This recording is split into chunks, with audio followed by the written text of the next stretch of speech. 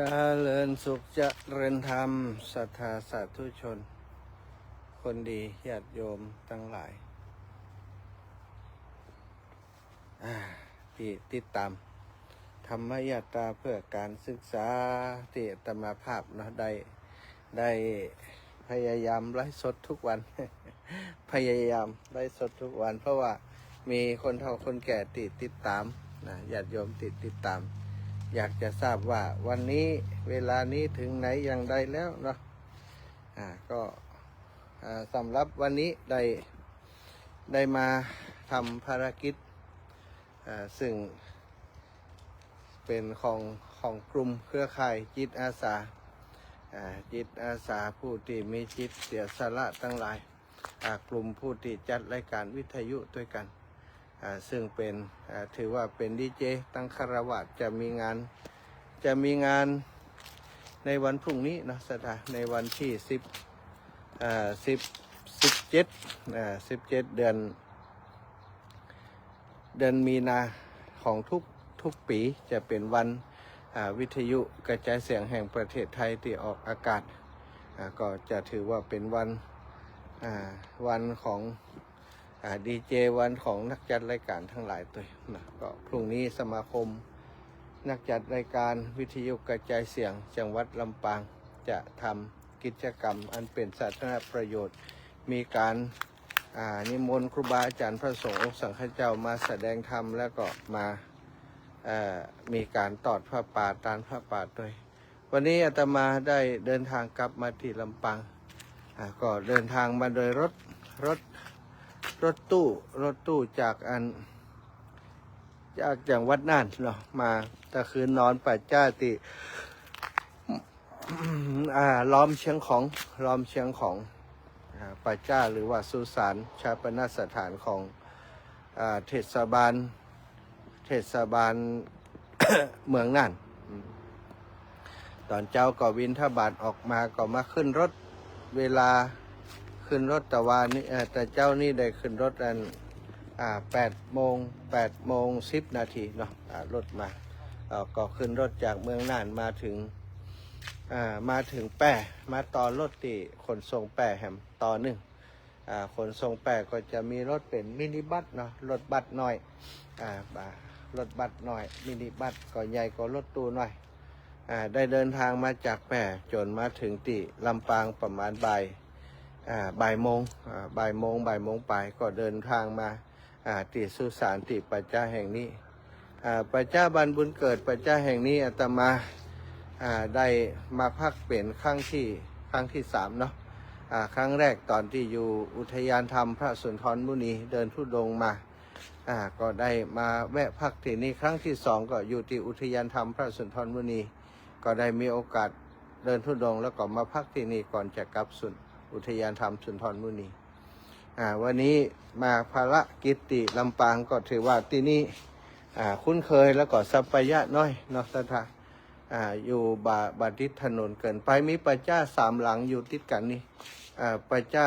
ของชุมชนถูกหอยช่างหลังหนึ่งแล้วก็ปัจจ้าของบ้านชุมชน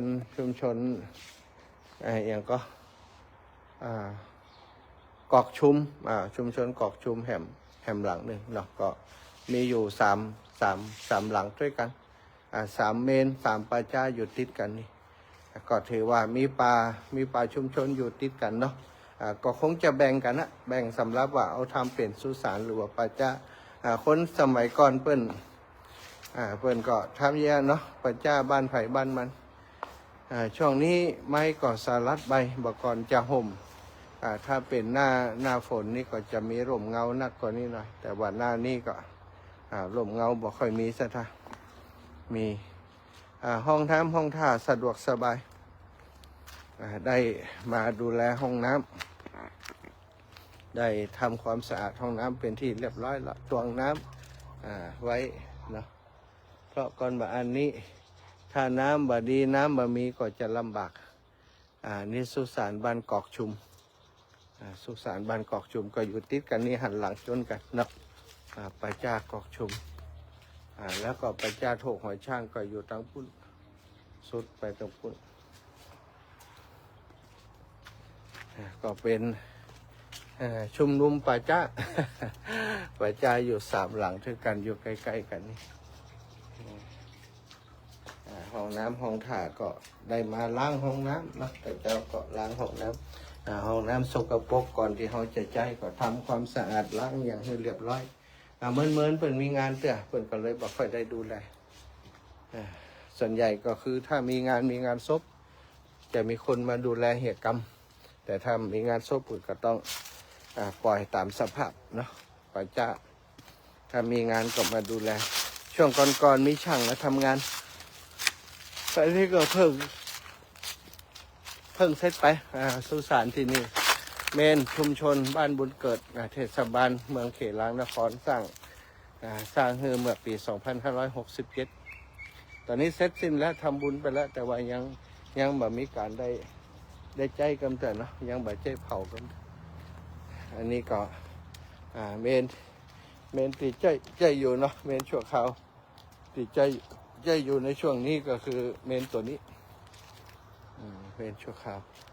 เมนติดใจมาเมนอันเก่าพระอาทิตย์ใกล้จะอัสดง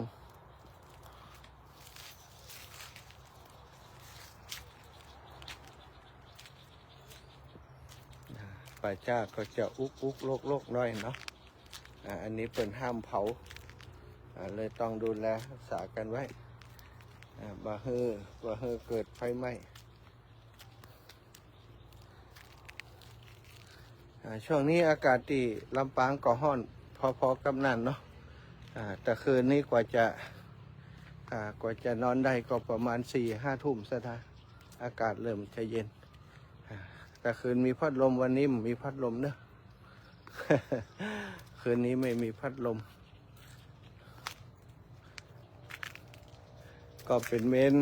มนที่ดูหนาดูแข็งแรงดีดูหนาดูแข็งแรงมากเทศบาลเขลางนครได้ทำให้เนาะอันนี้ก็ดีไปอย่างเทศบาลเป็นดูแลมีช่างมีอย่างควบคุมดูแลแต่ของอาตมาที่ทำคือที่บ้านเกิดนั้นใจงบของประชาชนช่วยกัน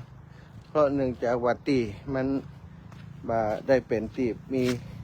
มีเอกสารสิทธิ์เนาะเป็นตีป่าชุมชนฉะนั้นจึง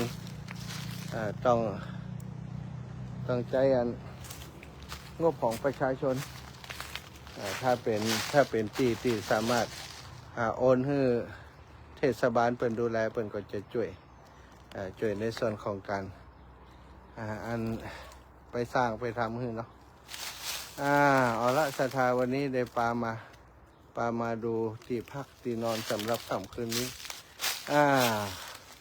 งบประมาณในการก่อสร้างเมนหลังนี้2,240,400 บาทนะก่อสร้างเมนเผาศพที่ควบคุมมลพิษตามมาตรฐานพร้อมอาคารประกอบพิธีภายในชุมชนบ้านบุญเกิดหมู่ที่ 2 ตำบลพระบาทอำเภอเมืองจังหวัดลำปางบริจาครับจ้าง2 ปีระยะเวลาประกัน2 ปีเอาละถ้าได้มาหูมาหันวันนี้จะอยู่ที่ไหนจะนอนที่ไหนจะยังไงจะการได้หันแล้วเนาะเอาละขอบคุณหลายๆทุกคนทุกท่านที่ติดตามพรุ่งนี้เจอกันที่ศาลหลักเมืองเนอะไปฟังธรรมด้วยกันไปตานพระป่าสมาคมนักจัดรายการวิทยุกระจายเสียงจังหวัดลำปางที่ศาลหลักเมืองหน้าวัดบุญยวาสไปเจอกันที่ห้านเนาะเอาละศรัทธาขอบคุณอนุโมทนาบุญติดตามอายุวันโนสุขังพระลา